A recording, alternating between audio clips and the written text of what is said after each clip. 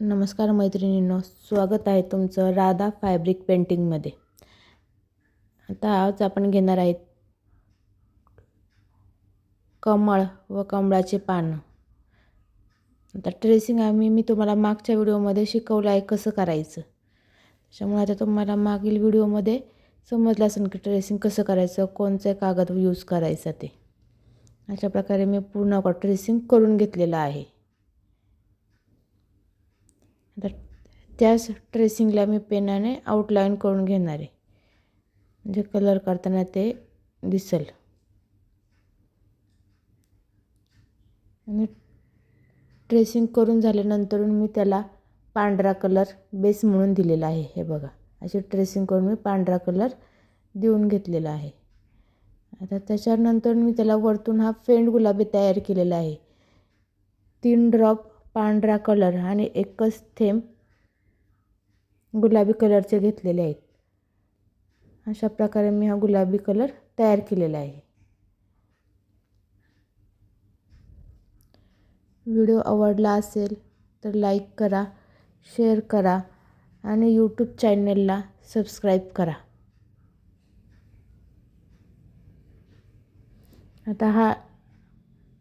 आता ही डिझाईन आपण ब्लाऊजवर करतोय, त्याच्यामुळे ते आपल्या दोन्ही हातांच्या बाहीला आणि बॅक साईडला ही डिझाईन येणार आहे. त्याच्यामुळे आपल्याला दोन्ही हातांना आणि पाठीमागं करायची आहे. त्याच्यामुळे मी एकासोबत 2 डिझाईन तुम्हाला दाखवणार आहे.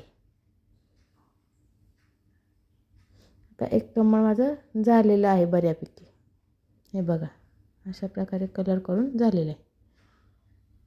आता याच्यानंतर आपण करणार आहे दुसऱ्या हाताची दुसरी बाजू.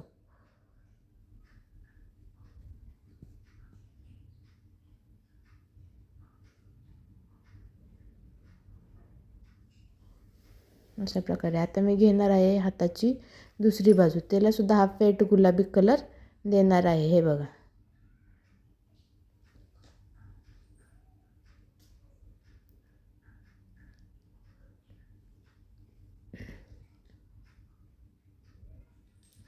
अशा प्रकारे मी आपण दुसरी बाजू सुद्धा करून घेतलेली आहे. हे बघा,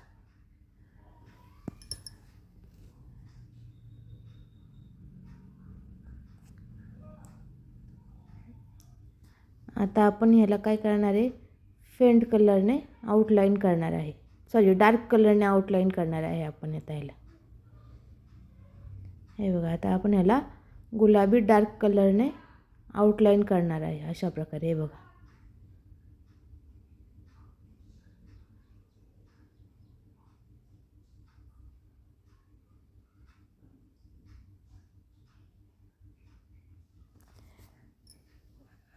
डार्क कलरने आउटलाईन करून झाल्यानंतर शेडिंगसाठी मी एक फेंट कलर आतमध्ये यूज करणार आहे. त्या कमळाच्या प्रत्येक पाकळीला शेडिंग करण्यासाठी लाईट गुलाबी कलर तयार करणार आहे.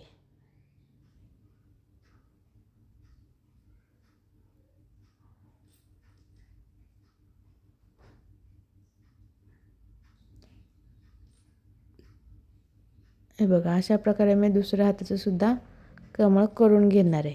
त्याला सुद्धा गुलाबी कलरने आउटलाईन करून घेणार आहे त्या कमळाची. हे बघा झाले. आता शेडिंगसाठी मी तुम्हाला म्हटलं तर शेडिंगसाठी मी फेंट गुलाबी कलर घेणार आहे. हे बघा, आता हा कलर कसा तयार करायचा की पांढरे जर तुम्ही 2 घेतले तर गुलाबी सुद्धा 2च घ्यायचे आहेत, किंवा पांढरे जर तुम्ही 4 थेंब घेतले तर गुलाबी सुद्धा 4च थेंब घेऊन हा शेडिंगचा कलर तयार करायचा आहे. हे बघा, अशा प्रकारे मी हा शेडिंगचा कलर तयार केलेला आहे.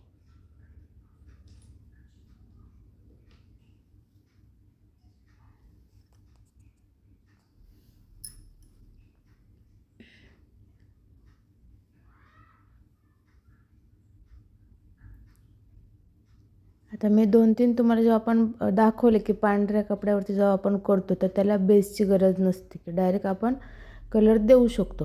पण जेव्हा आपण कलरच्या कपड्यावर करतो तेव्हा त्याला बेसची गरज असते, म्हणजे पांढरा कलर हा खाली द्यावा लागतो, म्हणजे त्याने कलर लवकर बसतो आणि कलर उठूनही दिसतो.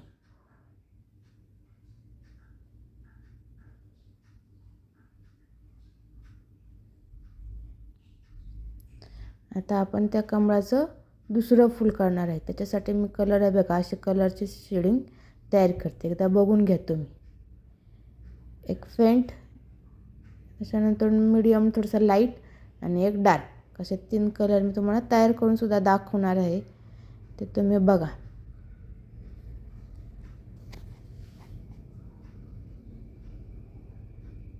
बघा आता मी फेंट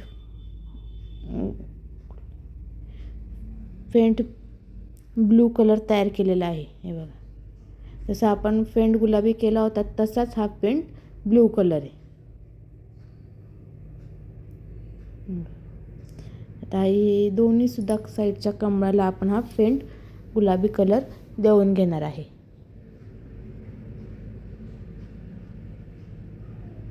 हे बघा अशा प्रकारे.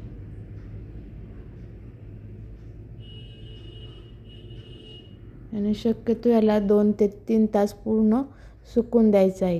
घाई कलर करायचा नाही, त्याच्यामुळे ते कलर हाताला लागू पण शकतो आणि कपड्यावर दुसरीकडे सुद्धा लागू शकतो. त्याच्यामुळे कलर केल्यानंतर तो 3 तास सुकण्यासाठी ठेवून द्यायचा आहे. आता मी दुसऱ्या हातावरच्या कमळाला सुद्धा हा फेंट गुलाबी करून घेतलेला आहे. बघा, आता आपल्याला करायचं आहे याच्यासाठी आउटलाईन. आता मी शेडिंगसाठीचा आणि आउटलाईनसाठीचा दोन्हीसुद्धा कलर तयार करणार आहे तिथे. बघा,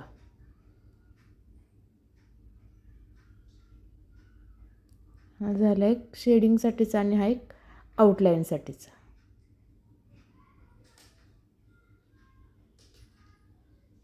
आणि याच्यामध्ये पाण्याचा उपयोग करायचा नाही. जर का तुम्ही पाण्याचा उपयोग केला तर तुमचा कलर हा स्प्रेड होतो. त्याच्यामुळे आपल्याला याच्यामध्ये पाण्याचा उपयोग करायचा नाही आहे. हे बघा, अशा प्रकारे मी आउटलाईन करून घेणार आहे.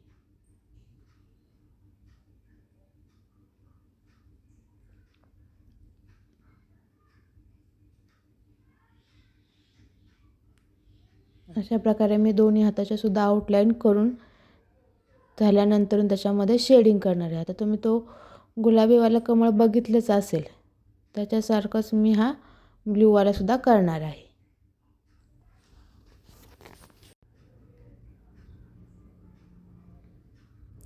अशा प्रकारे माझं एका हाताचं कमळाचं हे आउटलाईन करून झालेलं आहे.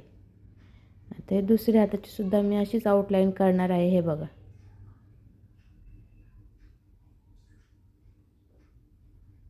डार्क ह्याने, आणि त्याच्यानंतर त्याच्यामध्ये फेंट कलरनी शेडिंग करणार आहे.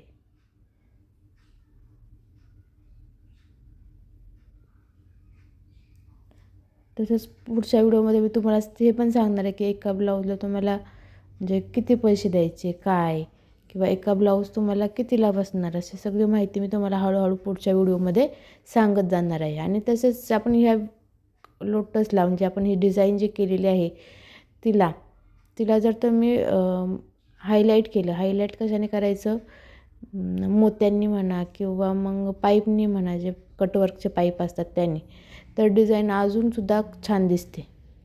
त्याच्यामुळे तुम्ही व्हिडिओला सबस्क्राईब करून ठेवा. तसं मी पुढं तुम्हाला दाखवणारच आहे डिझाईन, फॅब्रिक पेंटिंगच्या पण आणि वर्कच्या पण, ॲरे वर्कच्या पण तुम्हाला मी डिझाईन दाखवून देईल की हायलाईट कसं करायचं त्याला काय ते. बघा, आता मी फेंट कलरने ह्याला अशा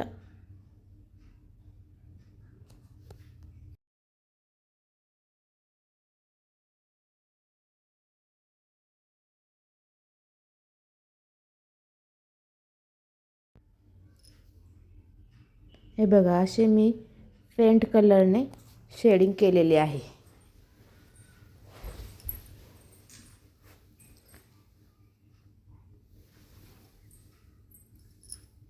ठीक आहे.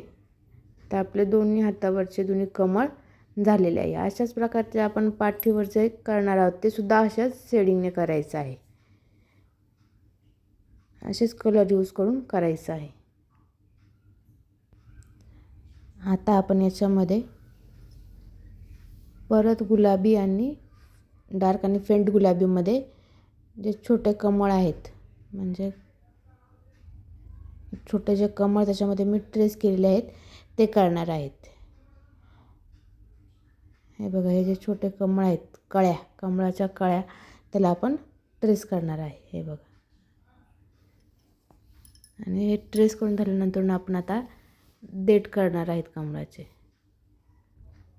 हे बघा,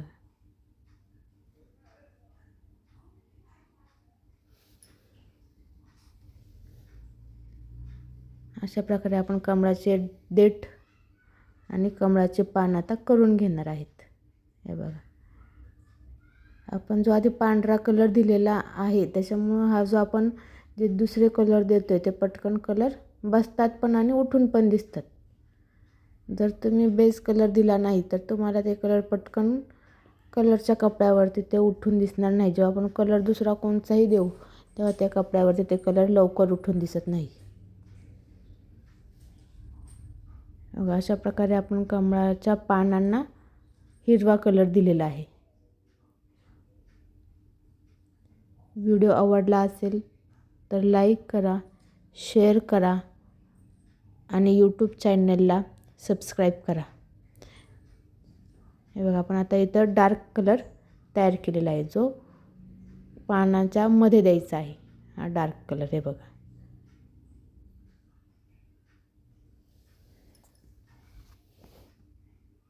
हा असा हिरवा डार्क कलर मी तयार केलेला आहे. त्याच्यामध्ये 1-2 थेंब काळा टाकायचा आहे आणि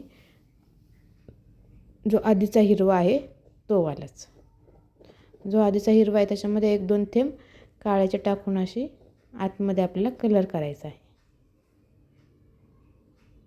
बघा, अशा प्रकारे मी ही तिन्ही पानं पण केलेली आहेत.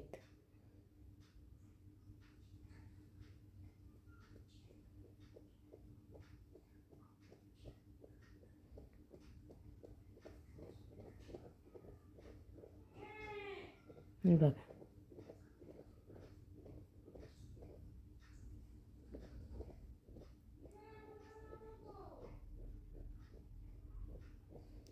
अशा प्रकारे मी ही तिन्ही पानं करून झालेली आहेत.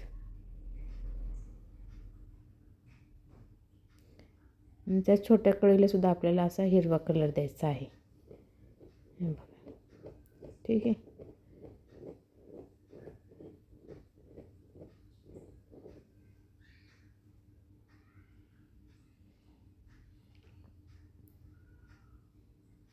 आता मी तुम्हाला एक फायनल याच्यामध्ये दाखवते की आपल्या लोटसची डिझाईन कशी दिसणार आहे ती. तर मला वाटलं तर तुम्ही कलरसुद्धा चेंज करू शकता. असं काही नाही की तुम्ही हेच कलर, तुमच्या आवडीचे कलरही तुम्ही त्याला देऊ शकता.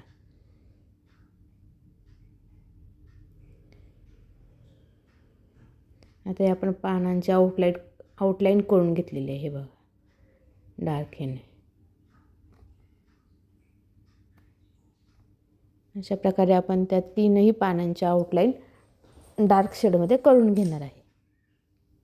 हे बघा, हे फायनलमध्ये आपलं हे असं लोटसची डिझाईन दिसणार आहे. धन्यवाद.